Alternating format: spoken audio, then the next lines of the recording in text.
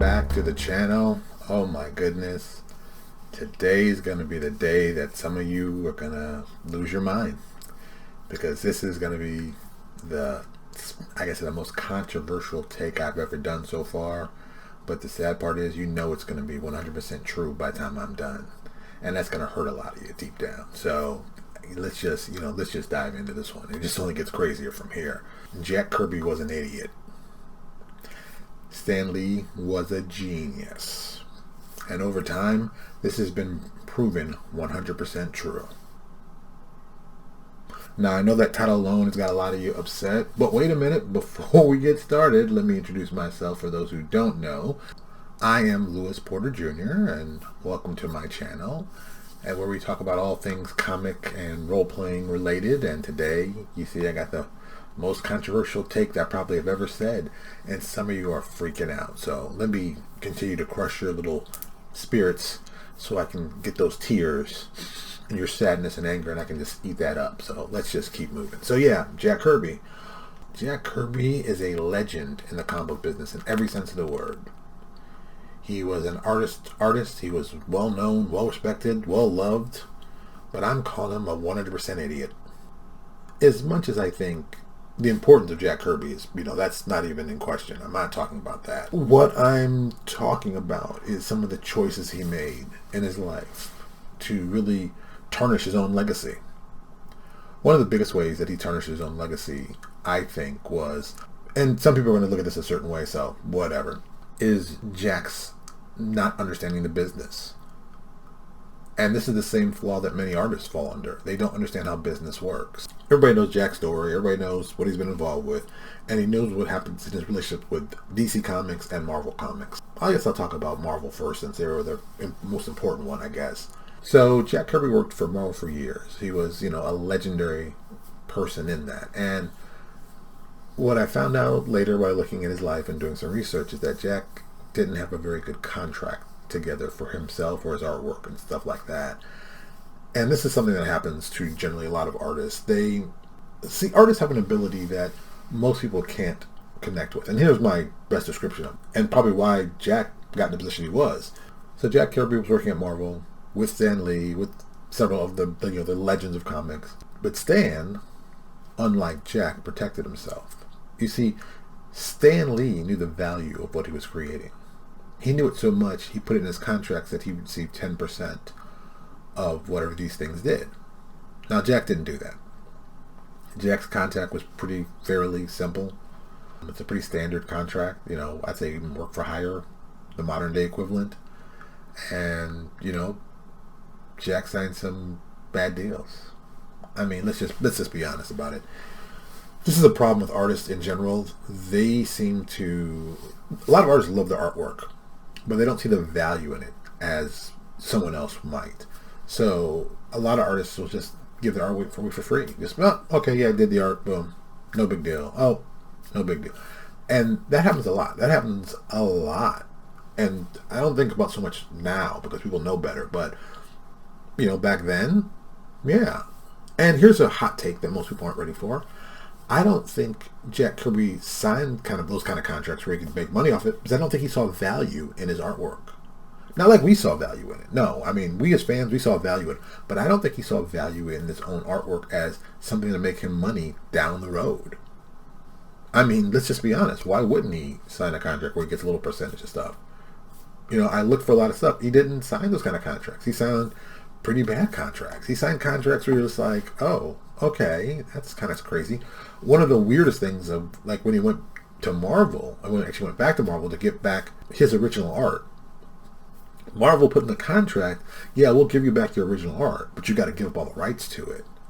And Kirby agreed to it. And I'm like, why would you agree to that? That doesn't even make sense. You have all the power. You're the artist. You're the guy. You did the creation. To get back your original pieces of art, you could recreate your original pieces of art. It's your art. It's not, but your legacy is the work that you did, and the money you should be making off that, you should be making that in perpetuity. Your creation, your hard work, you should do that. But that didn't happen.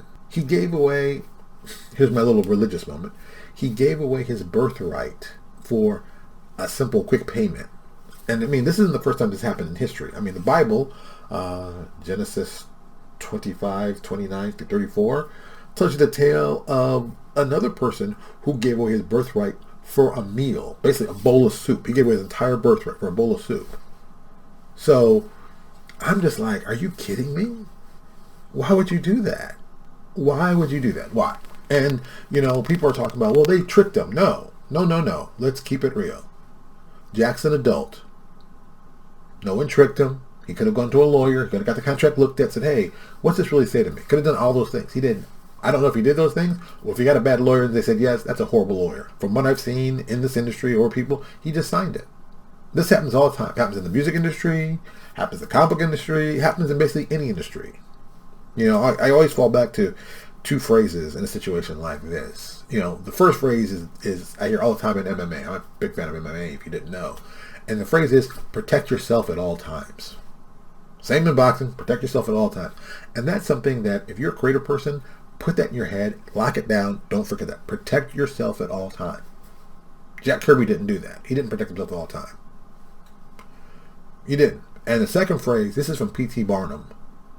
And this is a little more vicious, but it's a little more honest, truthful how businesses think about the people they deal with.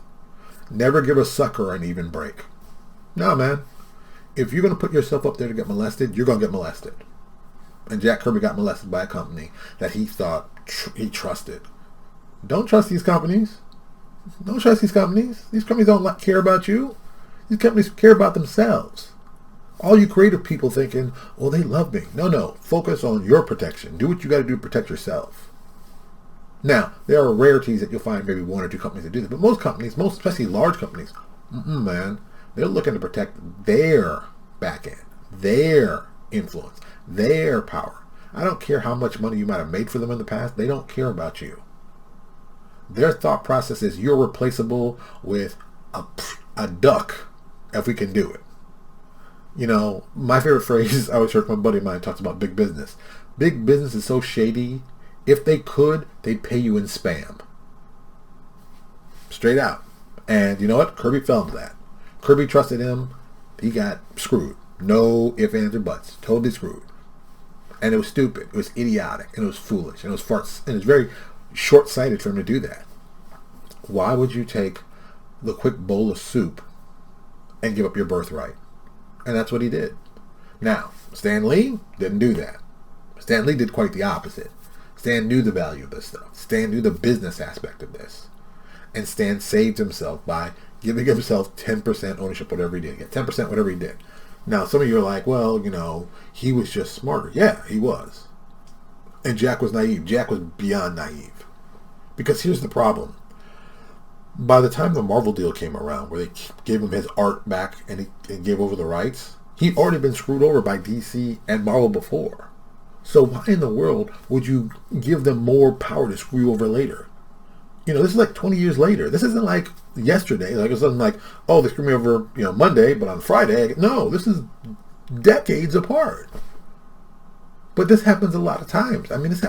So here's a little story about Stan Lee, and this kind of defines why I thought Stan was brilliant in this, and why Stan is brilliant. You're basically a genius. So when the first Spider-Man came out from Sony Pictures, Stan Lee, like I told you, gets 10% of whatever the work he does. Sony was like, oh, no, this Spider-Man isn't your Spider-Man. No, this Spider-Man's different. See, this Spider-Man does this, and this Spider-Man does that. That's not the Spider-Man you created.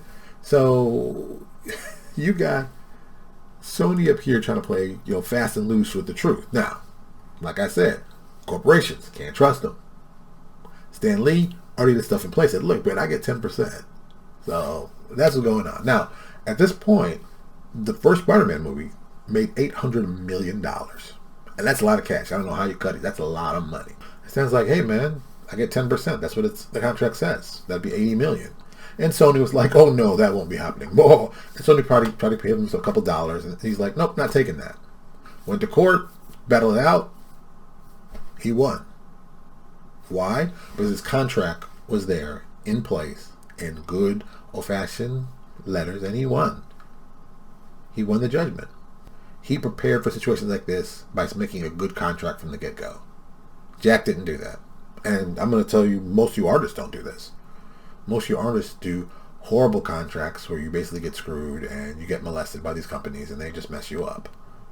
You know, so many people are doing work for hire for these major companies, but have you noticed no one's really creating new characters? Because they don't want to share, as the companies, don't want to share the profits with the creators. They want to own everything, even though they really didn't do anything. I mean, let's be honest. There haven't been a lot of new creative characters made. Like really awesome characters made in the last 20, 30 years. They've all been like kind of variations of other characters. But I mean truly whole cloth new characters. I don't know of many. Especially at Marvel. I mean, Marvel I think is even more so. You know, most characters are a variation of another character, or a character's already appeared in the book, and we've done, but like, nothing new, really just new, that's done very well. And it's hard making new characters. Let's be honest. Characters in the 70s and 80s, you just get new characters all the time. Didn't matter, bam, bam, bam. They just keep firing and firing. And some characters would work, and some wouldn't. But in like the late 90s, early 2000s, you kind of stopped seeing really new characters come up. You know, Marvel. And DC also had the same issue. You know, DC would do the same stuff. But once again, these are corporations that own these companies. These aren't small people. These aren't individuals. These aren't solo projects. These are large corporations by this time. And they don't care. And they never cared. So to cry over Jack Kirby and his bad decisions always just drove me crazy. It's like, dude, Jack Kirby was a grown man at this point. He was in his, I think his 50s? Or, no, at this point, he might have been in his 60s. And not to realize the value of the work that you did. And why is it so important? Why you got to keep it? You know, I mean, maybe Jack Kirby was a good guy. Maybe he thought his personal art was more valuable than the money he'd made. Hey, apparently he did, because that's the choice he made. I'm going to say truthfully, I think it was a bad choice. You know, he got his family now trying to get back their father's birthright. Well, your father signed off on that birthright, so you're not going to get it back. You can forget that. I mean, you're really just wasting time. Really. Just keep it real. You just are. Your father gave away your birthright because he thought his art wasn't that important. If he cared more about his artwork and his legacy, he would have made a better contract. But those things didn't happen. What happened is what we have right now, where people are still complaining about how these corporations screwed him over. Well, they might have screwed him over, but Jack bent over and greased himself up for the setup. Let's just keep it 100% real. He didn't have to, and he shouldn't have, but he did. And you know, that's the sad part. So this one goes out to, you know, the creatives out there.